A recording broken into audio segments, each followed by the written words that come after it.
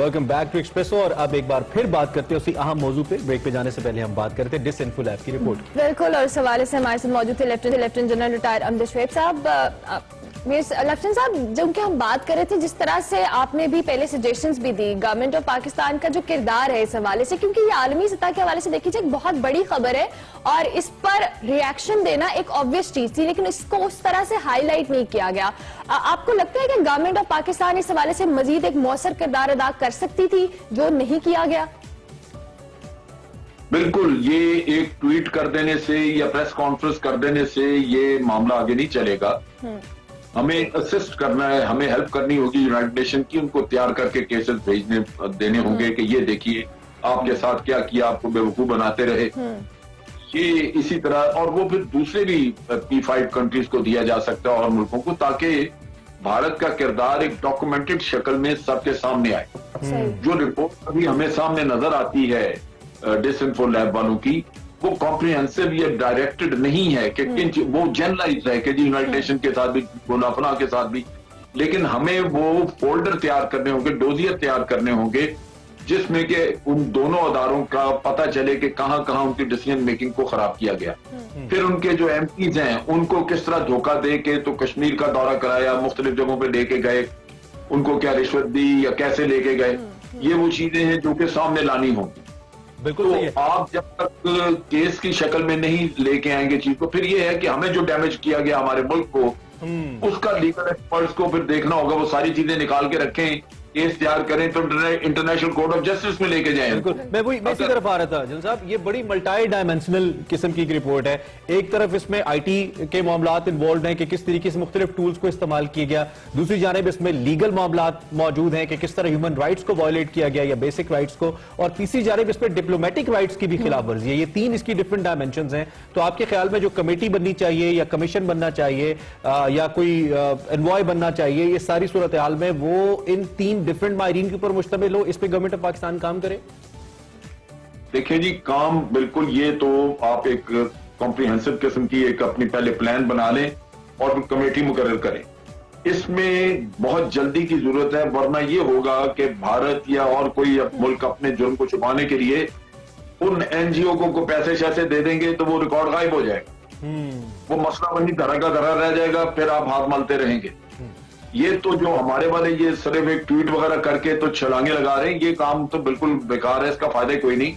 इनको बड़ी जल्दी करनी चाहिए कि वो रिकॉर्ड जो है उसकी छानबीन का काम हो सके। अगर ये नहीं करेंगे तो वो गायब हो जाएगा, वहां से वो कोई ना कोई पैसे दे के उनसे ले जाए। ठीक है। अच्छा जनरल साहब, इसके साथ साथ अगर हम बात करें आलमी ताकतों के हवाले से, इंडिया, हम सबूत पे सबूत पेश कर रहे हैं लोगों को, इसके हवाले से एक इन्वेस्टिगेटिव रिपोर्टिंग चल पड़ी है और सारा कुछ समझ में आ रहा है, बट स्टिल आलमी ताकतें उस हवाले से सीरियसली नहीं ले रहे। अपने इंटरेस्ट हो सकते हैं जो भी उनके मामला है, बट स्टिल क्या ये वाली जो एक इतना बड़ा स्कैम या स्कैंडल सामने आया है, ये तवज्जो दिलाने में कामयाब हो सकेगा कि इस हवाले से एक्शन लिया जाए भारत के खिलाफ? देखिए, इसको यूं लें कि 15 साल से ये नेटवर्क काम कर रहा था, यूनाइटेड नेशन के साथ भी हाथ हुआ कि जी उनके 9 के करीब या 10 उनकी NGOs हैं जो उन्होंने, जिनको एक्रेडिट किया अपने साथ, उनको रिकॉग्नाइज कर लिया, वो काम करती रही। अब देखने की बात यह है कि क्या यूनाइटेड नेशन इतनी बिल्कुल या तो गई गुजरी चीज है कि उनको पता ही नहीं कि ये क्या हो रहा है, 15 साल तक वो सोए। मेरा अपना ख्याल है कि उनके अपने लोगों में से कुछ लोग इन्होंने साथ मिलाए होंगे। तो यहाँ पे एक्शन की तवक्को नहीं करनी चाहिए जब तक कि आप मुकम्मल केस लेके मुंह पे ना मारे, दुनिया को बताएं ना, उनको हर जगह जाके तो यूनाइटेड नेशन को आप चैलेंज करेंगे तो किसी को होश आएगी। अगर आप केस पकड़ा के सारा कुछ चाइना के हवाले करें, रशिया के हवाले करें, उनको एक्टिवेट करें कि जी देखें यूनाइटेड नेशन क्या करती रही, तो फिर तो कुछ शायद आगे बात बढ़े, वरना तो बात आगे नहीं बढ़ेगी। आपके लिए कोई और मेहनत नहीं करेगा कि ये सारी चीजें निकाल के केसेस बना के तो उसको करे, वो तो जब बात खत्म हो जाएगी यहीं पे। ये मेहनत हमने करनी है।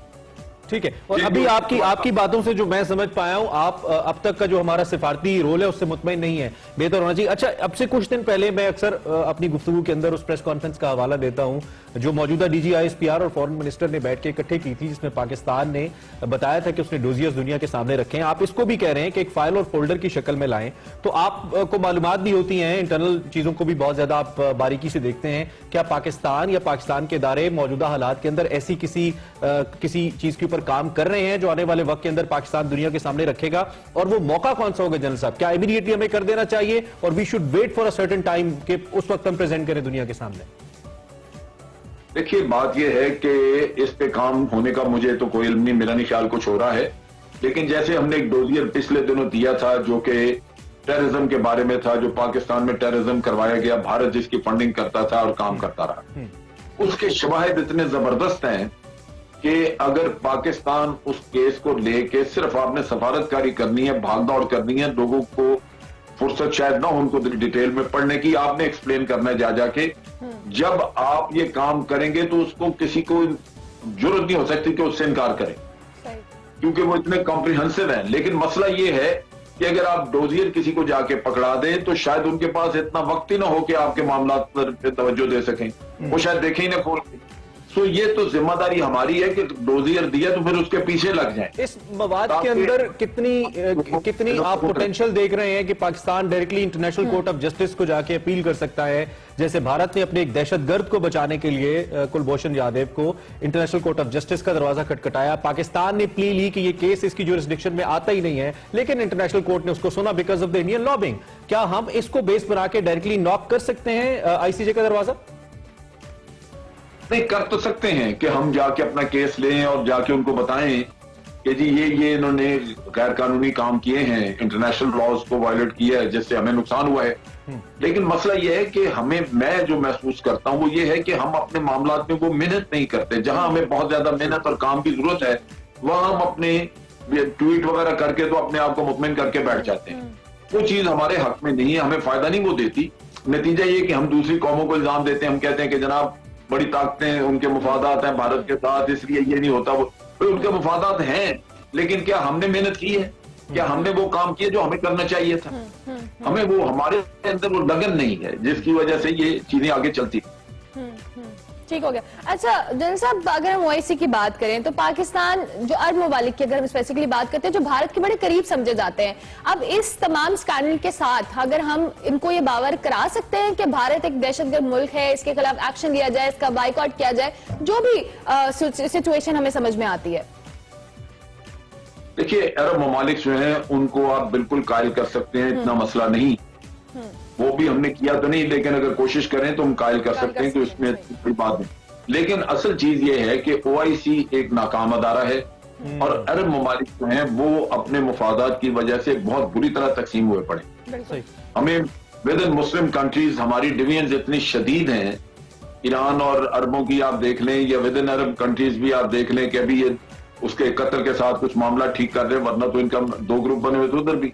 तो इनके अपने मसाइल इतने ज्यादा हैं कि इनके अंदर ना इखलाकी जुर्रत है इस वक्त और ना ही वो पॉलिटिकल पोटेंशियल है कि ये किसी के साथ खड़े हो जाए, और किसी को, इनको जरूरत हमारी है कि हम इनके साथ खड़े हों। तो ये तो इनका इतना, यानी फाइनेंशियली इतने स्ट्रांग होने के बावजूद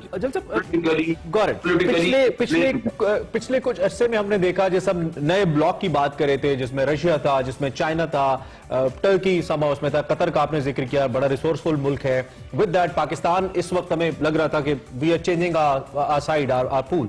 इस वक्त इस मामले को लेकर जो डिसइंफो लैब की रिपोर्ट है, हम अपने इन दोस्त ममालिक का कैसे इस्तेमाल कर सकते हैं? क्या अब तक हमने सही इस्तेमाल किया? हमने तो चीन इंडिया की सिचुएशन को भी एक्सप्लॉइट नहीं किया जैसे करना चाहिए था हमें उसूलन हमारे दुश्मन के खिलाफ।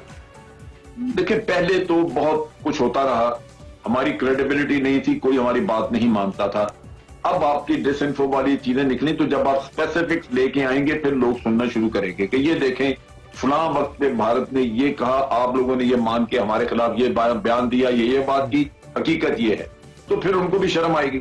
आप इससे अंदाजा करें कि पुलवामा का वाकया हुआ, इधर वाकया हुआ 1 घंटे के अंदर अंदर भारत ने कहा जी पाकिस्तान ने कराया है, और उस दिन शाम तक 3-4 बड़े मुल्कों ने, जिसमें अमेरिका, ऑस्ट्रेलिया, फ्रांस शामिल थे, जिन्होंने कहा कि India retains the right to retaliate, यानी पाकिस्तान ने किया भारत को ये। जब उन्होंने हमारी इंटरनेशनल बाउंड्रीज क्रॉस कर दी, ठीक है, मतलब इंडिया कोई भी मौका, जनरल साहब ये कह रहे हैं कि जाने नहीं देता और हम इतने बड़े मौके को जाया कर रहे हैं। आपकी मौजूदगी का बहुत शुक्रिया। ये नहीं बात आप देखिए, जब इंटरनेशनल बॉर्डर क्रॉस होता है दुनिया कंडेम करती है, चाइना तक ने कंडेम नहीं किया। क्यों? उनको शायद ये शक था कि बाकी पाकिस्तान ने ये काम कराया। ये आपकी क्रेडिबिलिटी का हाल है। बिल्कुल, मतलब आप कह रहे हैं कि जो सूदमंद कोशिशें हैं वो नहीं हो रही। Got it. जनरल साहब, बहुत ऐसा टॉपिक है कि जी चाहता है कि इस पे मजीद, लेकिन वक्त की कमी है। बहुत शुक्रिया आप हमारे साथ मौजूद रहे। लेकिन बहरहाल बहुत बड़ी खबर है, इंडिया के लिए बहुत बुरी खबर है। पाकिस्तान महज अगर एक ट्वीट के सहारे इसको लेकर चलेगा तो जनरल साहब ने कहा रिजल्ट्स नहीं मिलेंगे, एक्शन लेना होगा, लॉबिंग करनी होगी, दुनिया को बताना होगा भारत का असल चेहरा। इसी नोट पर हम एक ब्रेक लेंगे, ब्रेक के बाद हाजिर होंगे। आप देखते रहिए एक्सप्रेस।